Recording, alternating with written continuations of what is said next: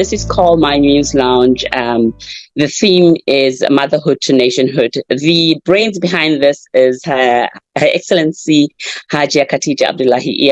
She is actually the host. I am the co-host, but she's not around, so I'm sitting in her seat today. I hope I do justice to it. So when she came up with the whole aspect of motherhood to nationhood, if those who know Hajia Khatija, she's one of those who looks after the nation, who thinks about the nation, who's a mother. And, as mothers, the nation belongs to us. We are the ones who actually take care of the nation, build a nation, bring a nation together.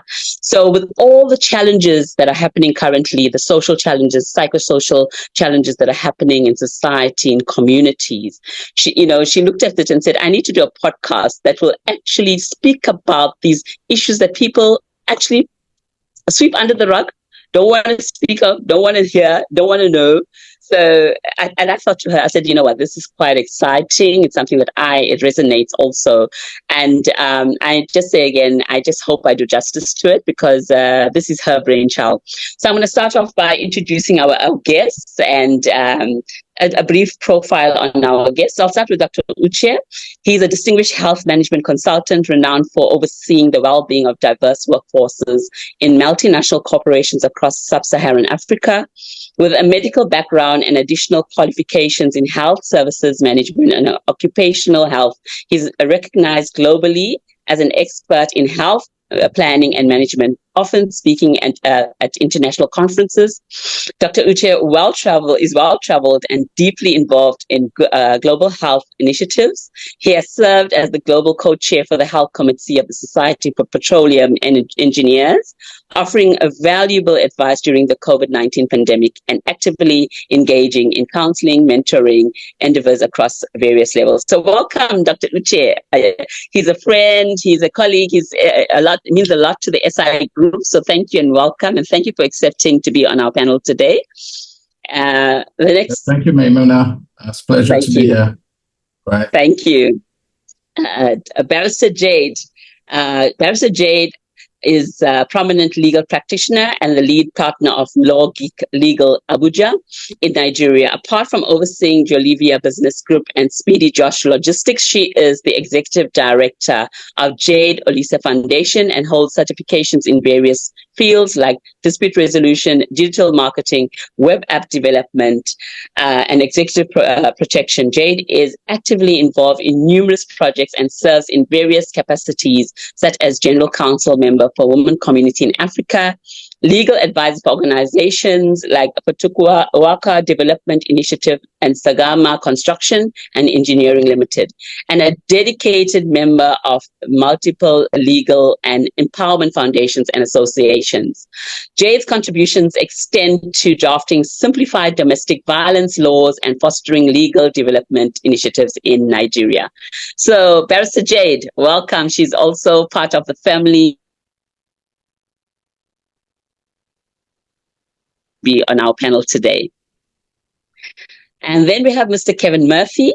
Mr. Kevin Murphy is actually a friend of Hajia Khatija Abdullahi. Yeah, also he's from the US. He's a creator, a diversity, equity, inclusion champion, and a true servant leader, emotional leader who is passionate about advocating and guiding and transforming people in the best versions of themselves. So welcome, Mr. Kevin Murphy. Glad to have you on board. I'm glad that you accepted to be part of our panel today. And last but not least, our renowned VP. We call her VP because she is the vice president of our women community in Africa. It's one of our advocacy arms. It's Dr. Dali Adetone. And she's a seasoned professional with a background in accountancy and managerial psychology, has diversified her expertise by acquiring a diploma and a PhD in transpersonal mental well-being counseling. Her unwavering passion for education is evident through her continuous pursuit of knowledge, including her enrollment at the African Institute of Leadership and Strategic Development in Abuja. Dr. Dali's commitment to youth empowerment spans over 2 decades, showcased through the pivotal roles in organizations that Children Impact, Women Community in Africa, and the Project Impact Nigeria, while her love for the environment is reflected in her active stance as an environmental enthusiast, complemented by her interest in traveling, reading, and networking. So, We have a beautiful panel with great experience and expertise, and I'm sure they're going to do justice to this subject today, this topic of discussion. I don't know whether I introduced myself. Sometimes I do forget. So I am Dr. Maimuna Salim. I am your host. I am part of the SI group of companies.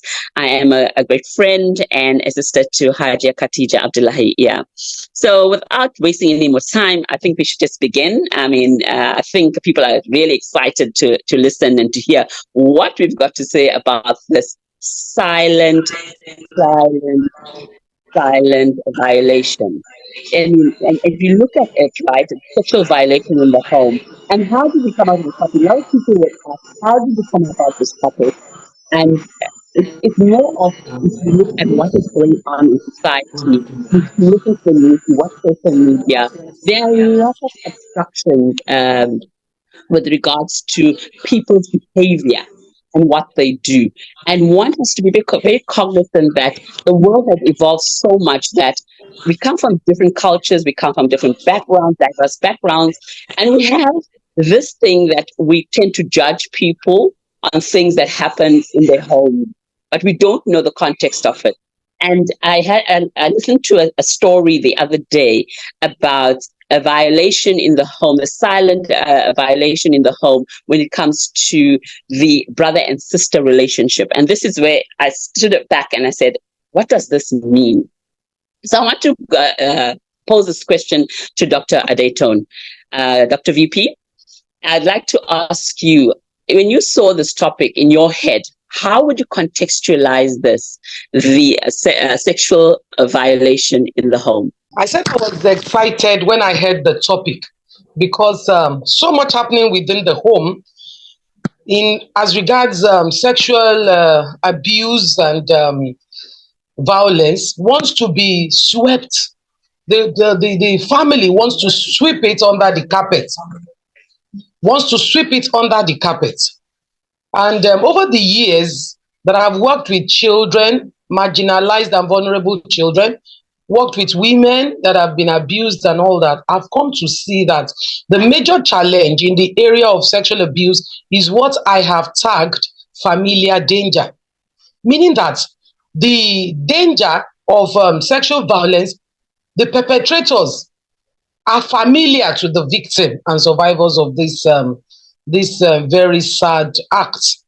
You find that in the home setting, the husband abuses the wife. Some husbands even abuse their children. You find neighbors abusing younger people and young adults, children, teenagers around them. You find uncles, house helps, grandpas, grandmas in certain instances. I remember talking somewhere several years ago, and this grown adult man said he had been abused by his aunt, who would usually put him on her laps and then play with his penis. At that time, the boy did not know that he was being abused until he became a dad and he attended one of my awareness campaigns, and he realized that he had been abused. So I think silently not doing anything about the abuse in the home has caused it to be on the increase, for one, caused it to be on the increase, and it's really eroding self-confidence, self-esteem, and leading to depressions and all kinds of mental illness. I remember a secondary school girl, I think she was in GS1. I went to talk in their school, and I realized that two of our uncles were abusing her. Two of our uncles, our mom's younger brothers, were abusing her. And it became so painful that they weren't even living with them. It was whenever she went to them for holidays. And unfortunately, her mom had died. And during the holidays, she would usually spend time with one of these uncles. And this girl said there was no way her dad can be told so that her dad could intervene and stuff like that. So a lot is happening silently within the home. Some mothers even know that the husbands are abusing the children, yet they want the children to suffer in silence and keep quiet. They want to keep their homes. I don't know what kind of home they want to keep. They want to keep their husbands. I don't know what kind of husband. What do you want to keep a husband that is sleeping with your daughter? What would you want to keep that kind of husband around for? So a lot is happening within the home setting, and with increased advocacy in the area of parenting that we are doing both in communities and in elitist environments, we pray that we begin to see a change. I remember during the COVID, where all of us had to stay at home, there was a large increase of reports. And when there's a large increase of reports like that, you can safely assume that many more happen that never get reported. So it really saddens the mind that the home that's supposed to be a succor for the child, a place where the child feels safe the most, feels loved the most, feels contented the most, has turned against the child. And if we are talking about the home, I would like to also talk about the school, because those two environments are where the children particularly spend more of their time, in the home or in the school. And those two places have disappointed the children, because some children also in the school face abuse. They are victims and survivors of this abuse. So the familiar danger that the children are exposed to, both at home and in the school, must be stemmed, so that we can have children that will be vibrant in their emotions, vibrant to face challenges, overcome challenges, and leave their marks in the sands of time. Thank you very much. Thank you, Madam Dali. And you said a lot there. You spoke about abuse, you spoke of violation. So I want to pose this question to Dr. Uche. The aspect of one, speaking about violence, abuse, and violence and abuse. How do you define those two? Is it the same thing? When you talk about, it's not a violation. Is one speak about violation, I am violated and I'm abused. Is it the same thing? Can we conceptualize it as the same thing? Because when we speak of a violation in the home, sometimes we find that the sexual relations of the siblings or the parent to child is consensual. And how would we now define? Can you elaborate on that? Right. Again, pleasure to be here. The topic is, this conversation is timely, and I hope to learn from everyone else on the panel, by the way. And I hope that eventually people get to join. When I saw the topic, I noticed that it said violation, not violence. So I realized that was intentional, and because sexual violation, it could be not violent, right? It doesn't have to be violent, but it's a violation. It's a violation of the person's rights. It's a violation of the person's innocence. And if you look at it, eventually there are people who are not in a position to say no. There are people who don't even understand what's going on. So there was no violence, but it's a violation regardless. Like the case that was cited by Adetong about someone who didn't realize he was being violated by a female relative. But that didn't change the story. Maybe he enjoyed it. Okay, so to that extent, I would say they are not exactly the same. Violence is violence. Violation is any kind of defilement or I would say usurpation or maybe gaining advantage, sexual advantage without or just because you have some other kind of advantage over the person and you leverage it to gain sexual advantage over the person. Whether the person consents or not, it doesn't change anything. I think the person has been violated.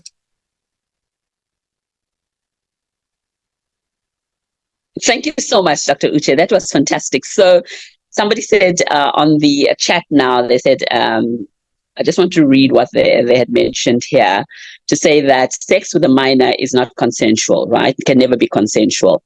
However, you find in certain homes, and I want to pose this to Mr. Kevin. In certain homes, you find that a brother and sister sexual relations happen. Sometimes the sister is the one who is the elder one, and they do it for years. This is a story. This is a real, true life story where they're having sexual relations for almost all their life until the girl decides she's going to want to get married, and the brother says no, she cannot get married, and the mom only found out when it was time for her to get married, and she had to tell the mom what happened. And the mom then said that the son should actually be taken in for rape. And then there was a dispute on that. So, Mr. Kevin, I would like you to speak on something like that, if you know any stories of that nature. And what was the mother's role there then? Because we speak about motherhood. Where was she? Did she not notice these things? Was she not cognizant, aware of these things happening in her home? So I'd like you to elaborate more. I think, when you have that type of dynamic in the home, and you start to explore what would lead to those type of relationships, is there environmental learning that is taken place in the home? Was there something that was witnessed previously that led either through culture, through the family, through exposure to another relationship that would lead the children, or you said the brother and the sister, to believe that was something that is acceptable within the relationship? Or is there a predatory relationship where somebody is, taking advantage because they have either they're stronger, they're in a position where they can leverage their desire on another, regardless of what the consequences are associated with that. And from a parental standpoint, although it may be difficult, because I'm sure most parents, they want to see their children thrive and grow, but when you see that those type of practices being practiced within your own home, and someone is suffering from that, it makes it very, very difficult. But at the end of the day, one of my roles as a therapist, and it goes back to the Hippocratic Oath of doing no harm. So when I look at relationships like this and how they manifest, I'm always putting the patient or the person in the forefront of what's in their best interest. And as a parent, that's what I'm looking out for my family. As a husband or a wife, I would hope that there's similar thoughts on that as well. And from a big picture view, is this a systemic problem within a community, within relationships associated with the exposure of this type of practice? So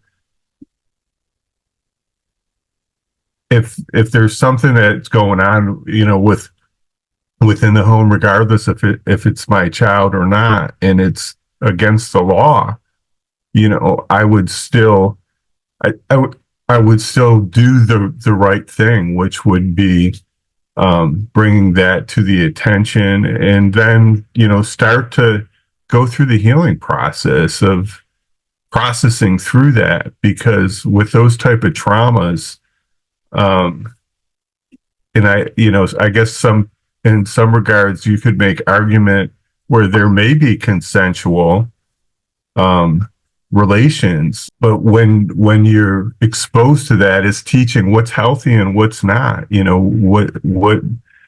What do we, how do we raise our children, and how do we raise our families and our cultures and communities? So in that type of situation, it would be bringing to the attention and like I said, start the healing teaching process of processing through because you don't want it to be generational or to continue on to the next generation of children in the family. Yes, thank you so much, Mr. Kevin.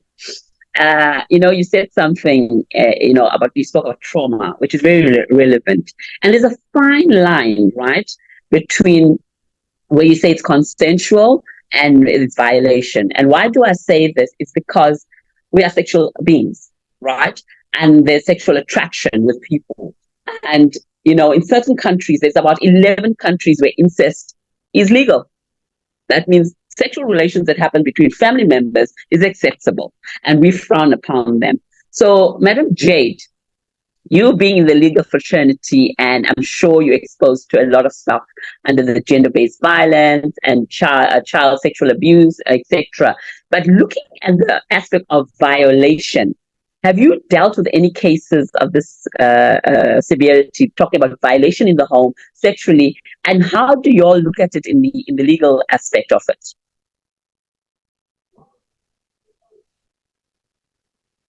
Hello, Dr. Vams. Good morning, everyone. Thank you for having me on the panel. Well, looking at violations, there are a lot of issues with violations in the home. Let's leave incest aside. We still have issues like marital rape that is not covered under our laws. A situation where a woman is married and there are times you are not in the sexual mood to have sex, and you have a husband who feels that I have married you, so you must succumb to my will every time I want sex. And there have been instances where women have been raped in those circumstances, and they cannot come out to say, my husband raped, because our culture, religion, they do not frown at these things. They make it seem like it is normal for the man to want those sexual satisfaction at every point in time. And they make it look like, oh, if you're not, as a woman, every time your husband demands sex, you should be able to meet up to that. That in itself is a problem. Although we have aspects of the VAP now that, criminalizes marital rape and makes it a crime, but how many women will want to come forward to report that their husbands have raped them? So those in itself are the problems that we have in terms of the law and violations. And then looking at incest, there are certain cultures in Nigeria where incest is, somewhat allowed. You hear things like, we want to maintain the blue blood in our family. So you have sisters sleeping with brothers because they want to birth the same offspring without interference. So we don't want an outsider to come in. So they match each other. There are certain cultures where even first cousins marry themselves and they have children. And these things do not in any way pose as a crime. In fact, it's like an unspoken thing that there's an understanding that brothers and sisters can meet to have. And then these things go on until we're able to confront our cultures, our religions, and certain things that it permits, and we're able to take certain decisions with respect to cultures that are repugnant to equity, good conscience, and natural justice. That's the starting point to having these conversations about silent violations in the home.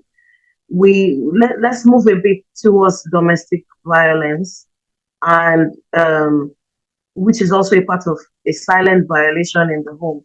It's only a few people who are a bit enlightened who can come out to say, "Oh, my husband has, violated me, has abused me, has assaulted me for the longer time or for the longest of time."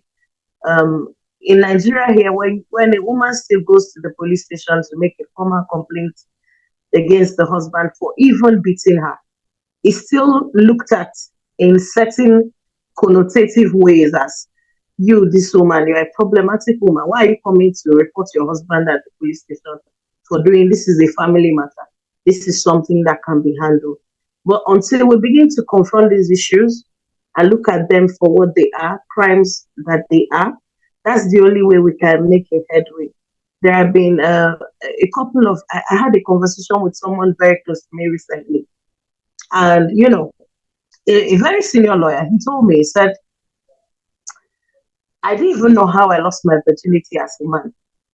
I just knew that I had this older cousin who was always, um, touching me inappropriately. I didn't even know it was abuse because I was just a child and I really did not know what she was doing. It was up until I grew up, to understand the things that she had done to me. That was when I knew that, oh, she had actually abused me." There are certain circumstances. If we take a census today, I would say 60% of our boys cannot trace how they had their first sexual encounter. They can't trace it, so to speak. So women can recollect to say, "Oh, this person was my first love." But most boys cannot tell you, "This is how I had my first sexual encounter." It's always, one auntie in the family or one older person in the family who started touching them inappropriately, and then it led to a lot. In fact, there was an instance I came across with recently where a boy of 13 was being touched inappropriately by an aunt, and then she got pregnant in the course of the whole touching inappropriately and all. And the family was trying to say, "Oh, the police shouldn't get involved. This is a family matter," and all. They're going to resolve it their own way. And then, of course, I had an instance, a recent case, where some boys, 12, 13, were sodomized in a school in the FCT. And then when we sought to push for the case, the parents of the boys said, no, they don't want the discrimination that will eventually come to their sons over an allegation of, rape and all of that. But those boys were abused. And even their parents were not willing to offer them to go through therapy. Those children can go up tomorrow and then decide to also make out what had been meted on them on other people. And so the cycle continues. But those are like like the baseline experiences that we have when it comes to silent violations in different homes in Nigeria. Thank you, Dr. Okay. Thank you so much, Madam Jane. That was quite interesting, and I'm looking at the part where you speak of the marriages where women are so vulnerable, and that it's supposed to be a consensual thing when and the man says it's my conjugal right, that you are actually not giving me my conjugal right, and the woman says, I'm not in the mood, and the man says it's my right, and the woman cannot go out there and actually complain, and if she does, it's an issue. However, I would like Mr. Kevin again to speak about this, because he's more in the West, and I think there are also rights for women there. And how would that work in your country, in the Western society, in your legal fraternities? How do they look upon something like a violation of the woman in the home, in the marriage, in fact? Well, that's something that is starting to really kind of draw more attention to, not just, within the home, but within the culture and within society in general. Where this is my body, I'm the owner of it, and, no means no. No is a complete sentence. And are there still situations where, that is still taking place? Yes, there is. And it's like you said, it's something that is really drawing a lot of attention, and there are women and men in situations, you know, a lot of times it's viewed, if you're a man, that you can't be abused in that manner, you know. But what we're finding through research is it happens more often than you would think. And there's a whole another conversation on you know, that in itself, because many, like I said, many people believe that a man cannot be sexually violated in the same manner that a woman can, you know. Yeah. But I think it's something that's still part of the challenges within marriages within the United States and within culture, and you know, it's developing healthier relationships. So, you know, what do we expose our children to environmentally as they grow into what looks like a healthy relationship? And it's something that has always been very challenging with the United States, especially when it comes to sexual trauma, sexual assault. You know, sometimes those things aren't really viewed in the same manner as they are outside of a marriage, because the thought of it is you went into this relationship without being forced or whatnot, and so you're not viewed in the same manner as somebody that's not married, or the challenge associated that. So you don't see as much being brought to the legal system, filing complaints and so forth. A lot of it is handled differently. But as the woman's voice has grown, you know, within our culture and communities, it is something that they're fighting for, to be in control of that. And just because I'm married to this person and I still love them, when, you know, I don't feel that I should be forced or coerced into, you know, just fulfilling their needs. And so it's something that I think globally we're all looking at, you know, how do we create these more mindful, loving relationships, you know, where we're all valued. Yes. Okay. Well, that's fantastic. Thank you so much, Mr. Kevin. And, you know, when you mentioned that, because I think wherever you look at it in the world, we all have rights, right? Individual rights. And it's how now these rights are navigated into the family system.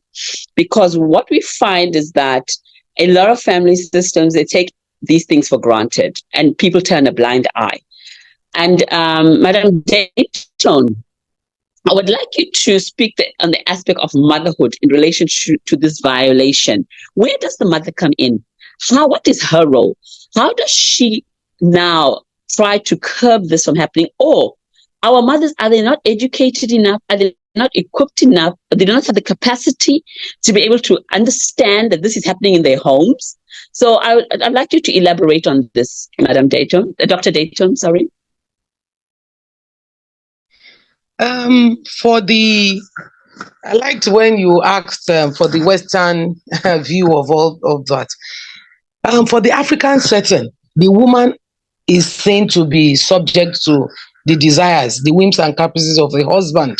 And the woman does not have any right to say she's tired when the husband says, let's have sex or something like that.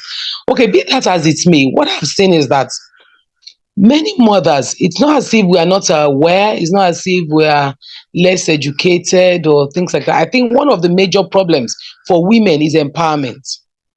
Because for the African setting, you still find families where the male children get the priority to be educated, get the priority to learn some form of apprenticeship, while the woman, the girl child now, is considered less of an investment.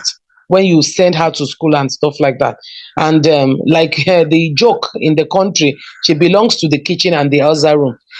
And over the years, I found out that when a person, be it a male or female now, lacks empowerment, there's a limit to how his or her voice will resonate and be accepted or make sense anywhere.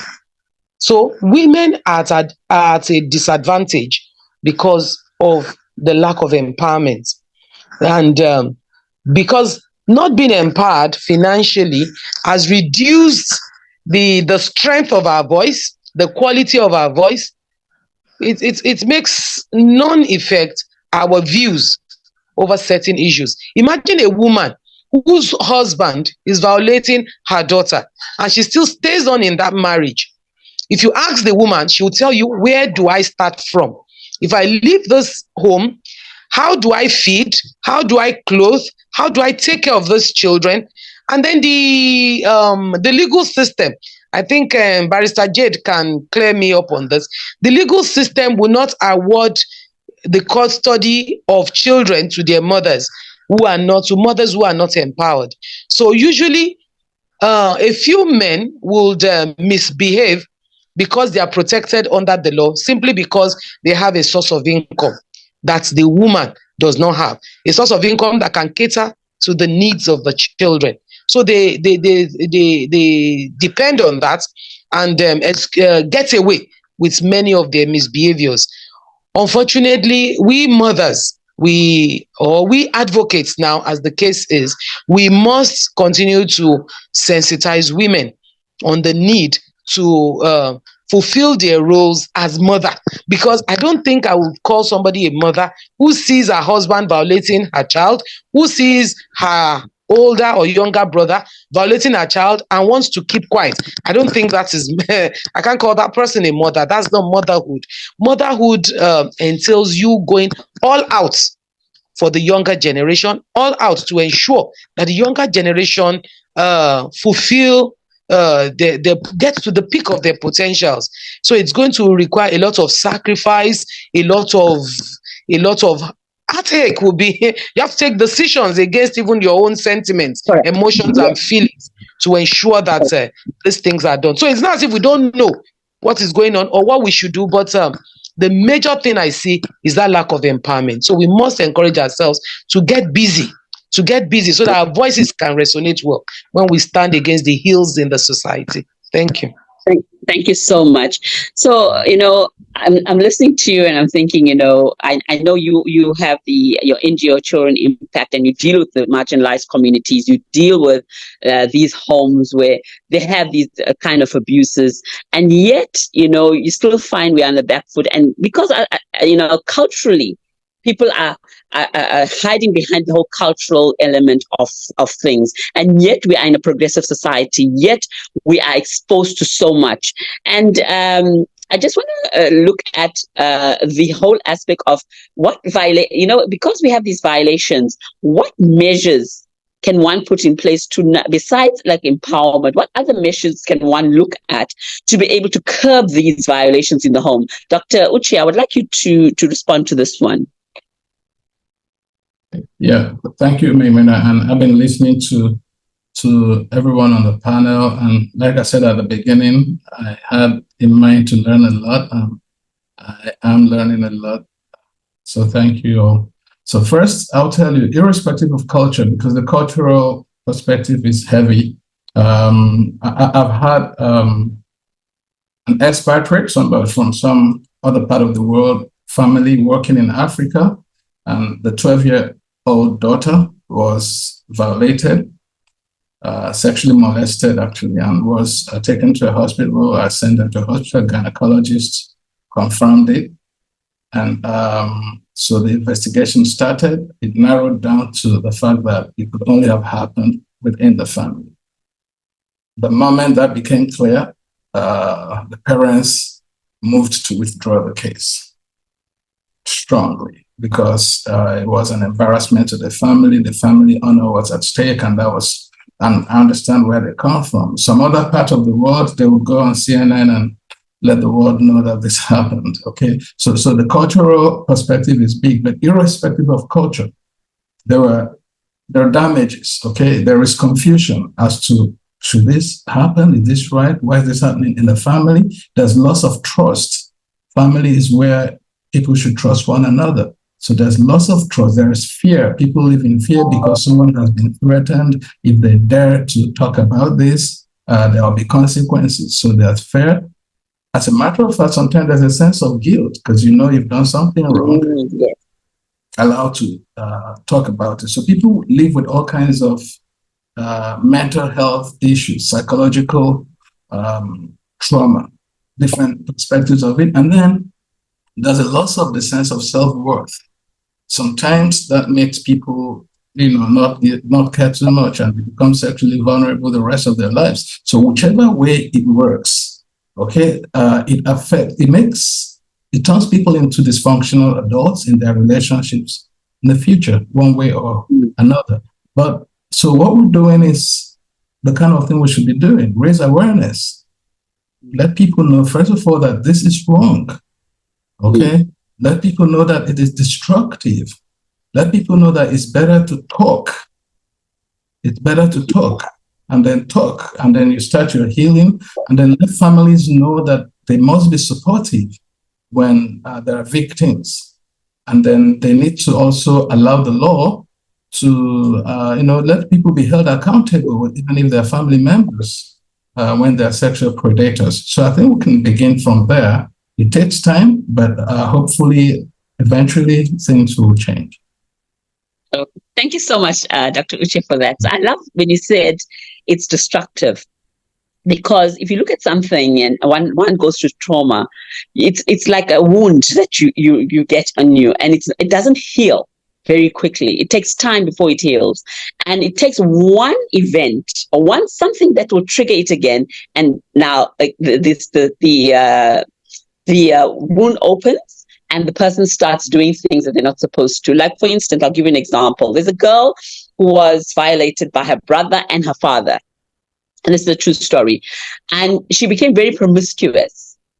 She went for the healing. She got some, what you call it, trauma counseling, etc. And she got married and she was fine. However, every time she saw her brother, she wanted to have the sexual relations with her brother, her uncle, her cousins. She wanted people within her family.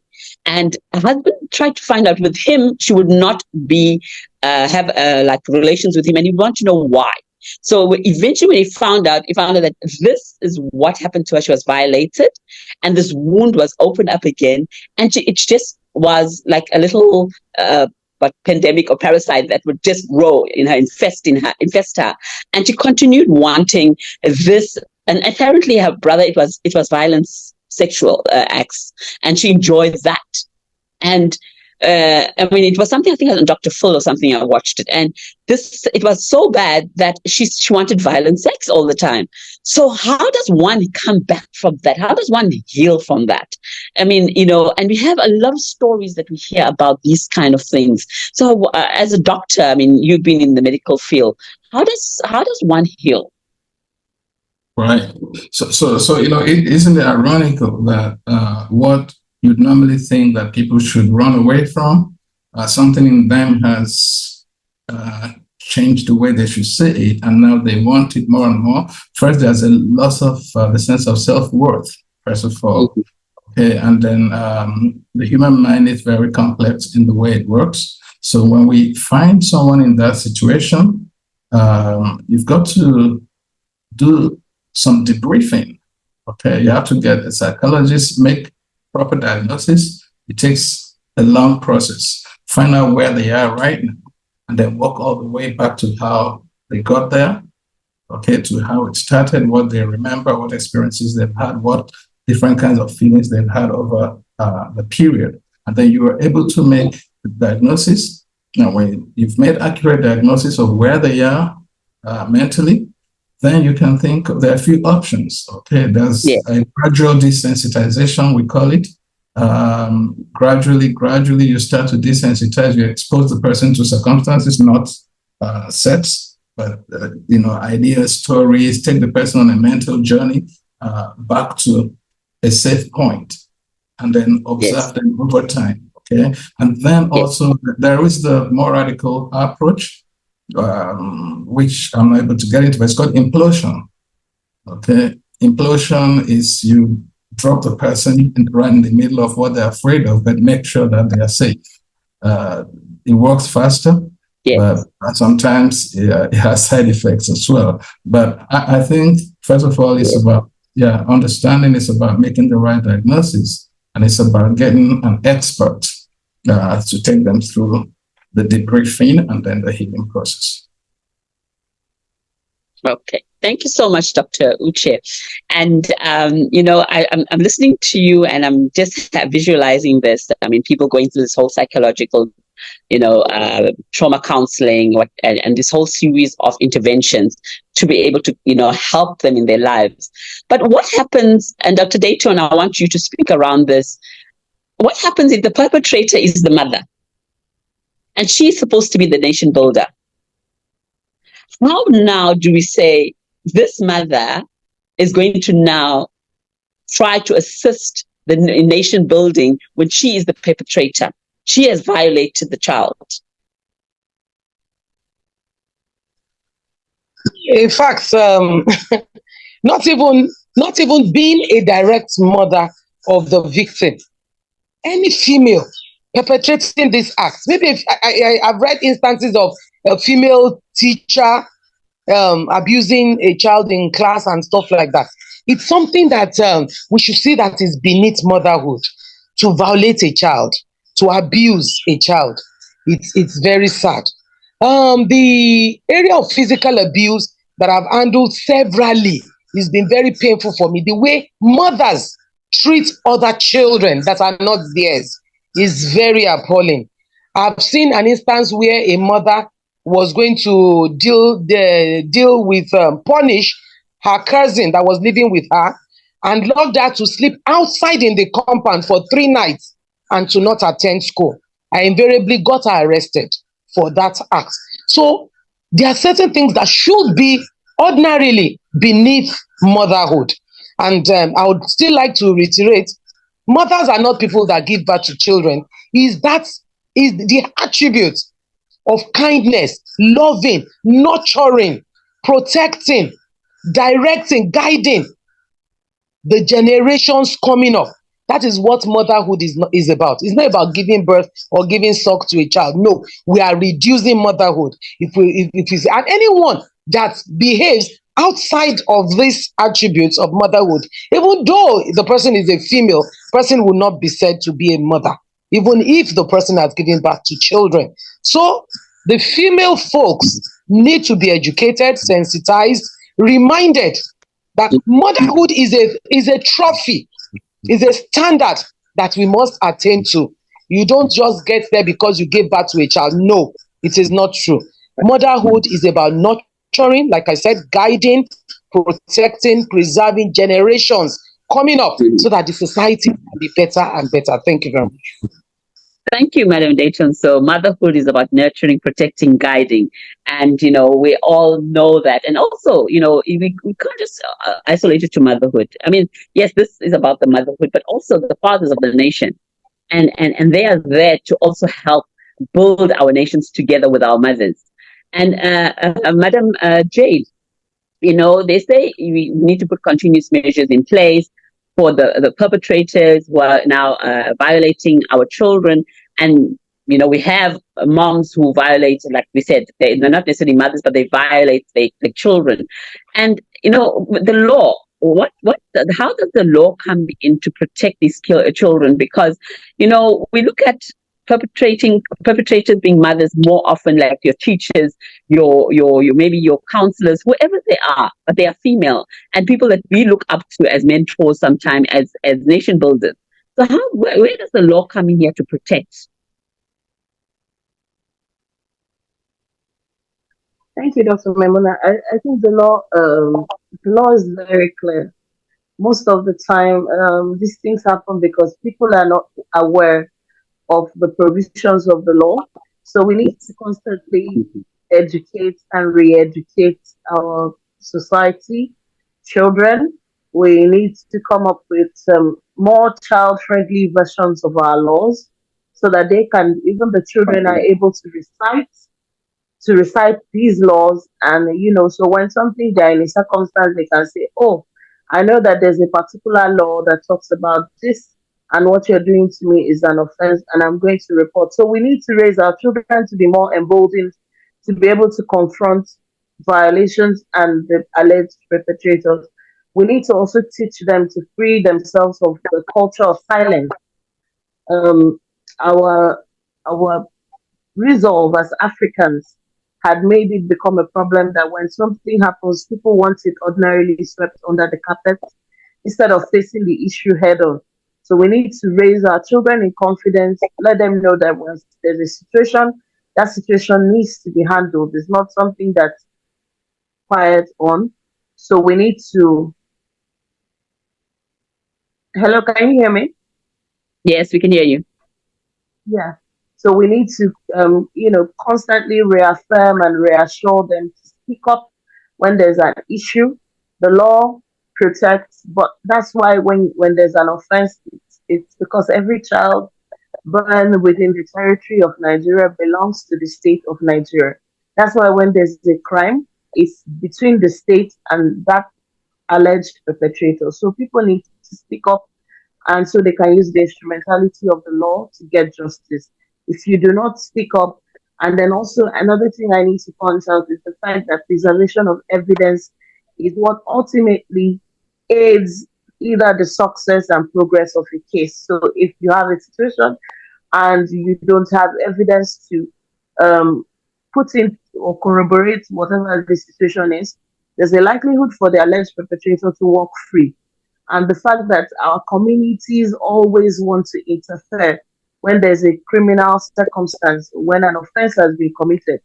You see people coming to beg all sorts of plea, making plea, involving religious leaders, calling their pastors to say, please come and beg this person so they can free him from the police detention. We would like to resolve these issues out of court. Not like resolving issues out of court is bad, but when there's a crime that is alleged to have been committed, that crime should be investigated. And if the perpetrator is found guilty, there should be adequate punishment for the offense that was committed. Absolutely. Not that everybody walks free, and then we keep having the statistics of people who walk away from doing these crimes, increasingly every year. When we look at the gender violations index, every year that we go through, it keeps going forward and higher instead of reducing. It means that Wow. the impact of the work we're doing is not really felt, because if it is felt, we should be having a decline in having those statistics. We should be having a decline in people. Now I've seen a set of people coming up to say that, oh, they are pedophilias and it's a way of life and all sorts of crazy things that people come up with. These things are not known to our society as Africans. You can't be an adult violating a child and you want to tell me that that's a way of life. I don't see how that can be a way of life. I don't see how violating a child who cannot consent to a sexual activity, I don't see how that can be a way of life. But not to judge people in their circumstances as well. We need to keep, educating, public enlightenment and empowerment, like Dr. Dayton says. And then I'd like to also correct, she said I should throw more light on that. In terms of custody of children, particularly in matrimonial cases, the court does not only look at the financial circumstance of the parties involved. The court looks at what's the best interest of the children. That's the ultimate deciding factor for every court.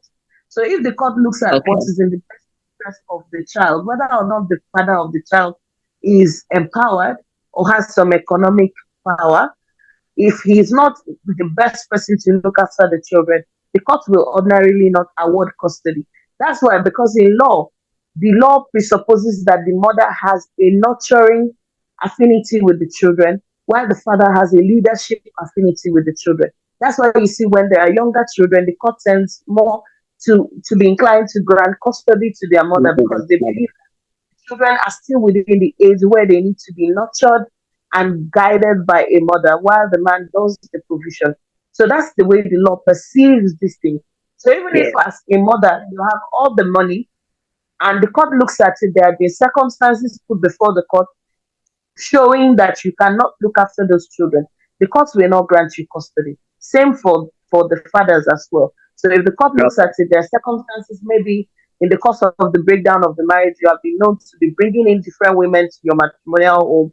The court will look at all of those surrounding circumstances and custody will most likely not be granted to you. But what happens is that the women look at it from the point of the not having economic power, and then they are laid back. They don't want to even fight for their rights. They don't want to even push forward most of the time. Thank you so much, Madam Jade. So, Mr. Uche, I know you have to, Dr. Uche, sorry, you have to leave. So I want any last minute closing remarks from you before you leave. Yeah, thanks. And sorry that I have to leave because I need to join a different meeting. By way of closing remarks, I'll just say you're doing the right thing.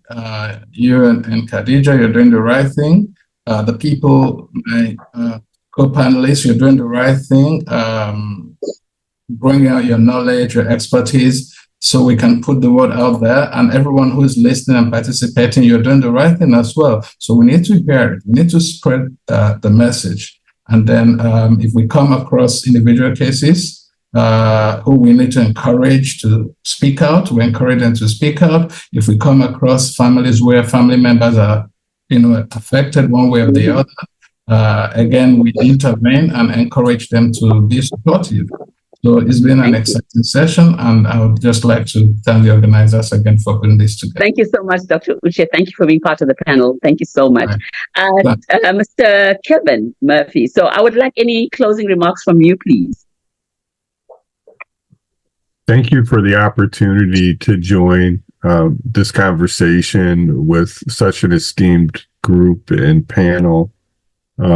This is a very sensitive subject and certainly requires all of our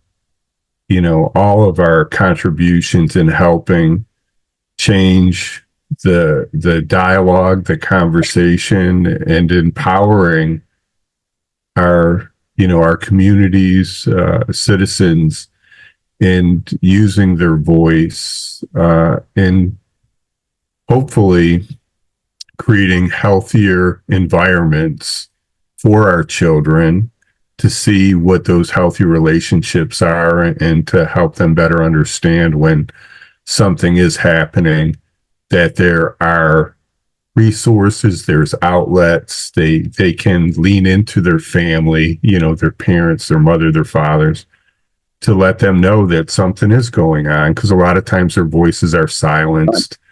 And there's a fear. Yes. Sometimes they feel shameful of what's happening to them, and they don't feel like there's an outlet. So I love that you're carrying these tough discussions and conversations, and hopefully broadening our abilities and perspectives and understandings of what we view as acceptable and those outlets to try and create that constructive redirection. So thank you so much. I truly appreciate it.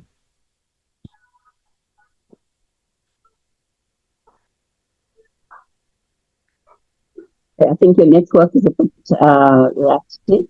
Thank you so much, Mr. Kevin. Any closing remarks from you, Dr. Dato? So much has been said. Yes, Madam Dato. Dr. Dato?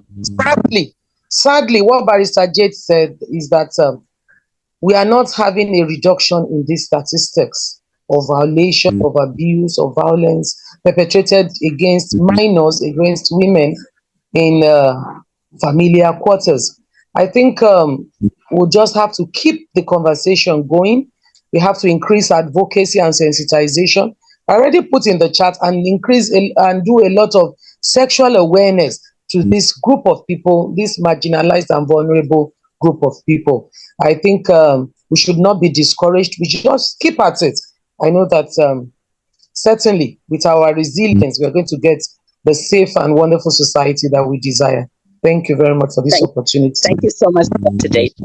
And Yes. that's great input remark. Okay. Okay, so for me, I'd say that we will keep at our sensitizations, and then we also need to now become, because for every law there's usually the intent of the draftsman behind every law.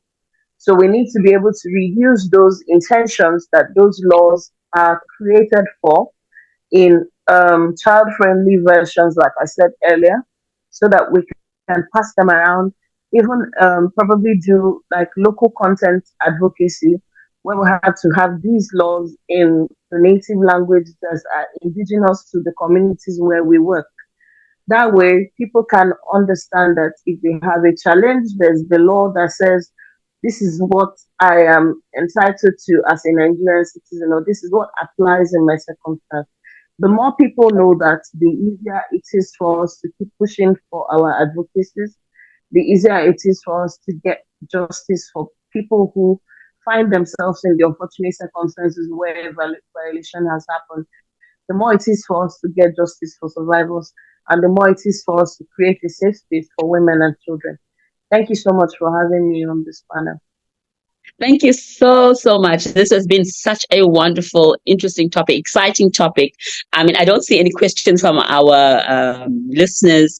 I mean, I think this has been something that I've learned a lot. I'm sure most of you also have learned a lot. Something that's going to be continuous. We don't just end here. I mean, as an institute a coalition of NGOs that we work together, we're always looking at these aspects and trying to help and assist where we can to put measures in place and circumvent all the societal issues and challenges that people are having. So with that being said, I would like to say thank you to everybody. We are going to continue the empowerment of women, create better nations, and create better mothers to build more bigger nations and greater nations. So I would like to say thank you again to our speakers, our panelists, and all our virtual listeners. This is My Muse Lounge. My name is Dr. Maimuna Salim, and I say goodbye. Thank you. Take care.